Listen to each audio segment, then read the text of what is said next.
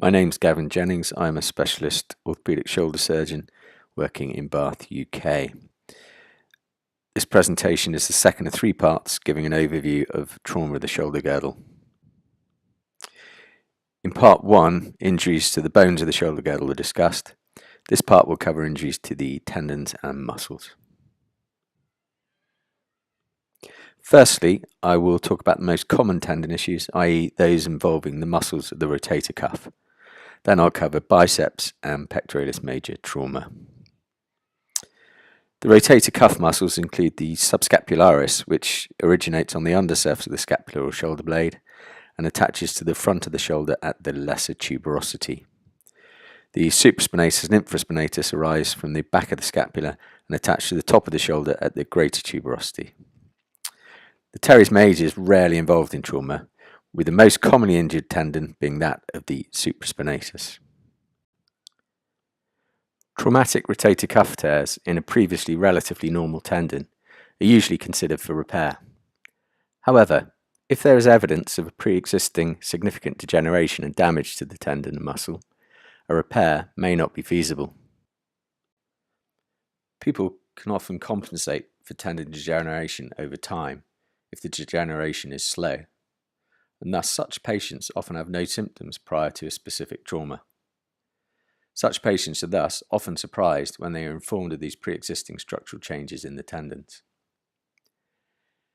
Evidence of pre-existing problems is sometimes seen on the radiographs or x-rays, which are often taken following an injury. Significant upward migration of the humeral head suggests chronic thinning or tearing of the tendons, and may be a bad prognostic sign in terms of repairability. Traumatic rotator cuff tears often present with significant pain felt in the deltoid region, with difficulty lifting the arm up from the side. Traumatic tears such as the one depicted here are usually repaired with the keyhole or arthroscopic technique. However, in some circumstances, for example when there is near complete separation of the entire rotator cuff, an open repair may be preferable. Biceps tendon ruptures occur either as a result of an acute traumatic event, as a result of degeneration over time, or indeed as a combination of both. When considering biceps tendon ruptures, it's important to note that there are two tendons at the top or shoulder end of the muscle, but only one tendon at the bottom or elbow end. As a generalization, ruptures at the top end are not repaired, but those at the bottom end, where there's no other attachment, usually are. When the biceps tendon ruptures, there's usually a bulge seen in the middle of the muscle. Determining the site of the rupture is usually fairly straightforward, based on the site of any bruising, the area of pain and tenderness, and the presence or absence of a palpable tendon above the elbow.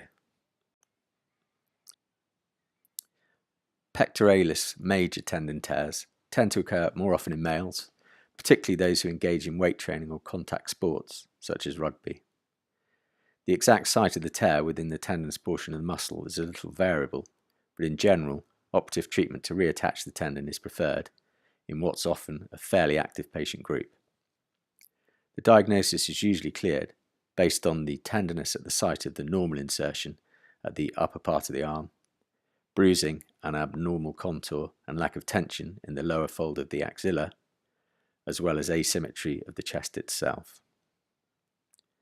Thank you for listening to part 2 of an overview of shoulder trauma. Part 3 will cover injuries to the ligamentous structures around the shoulder.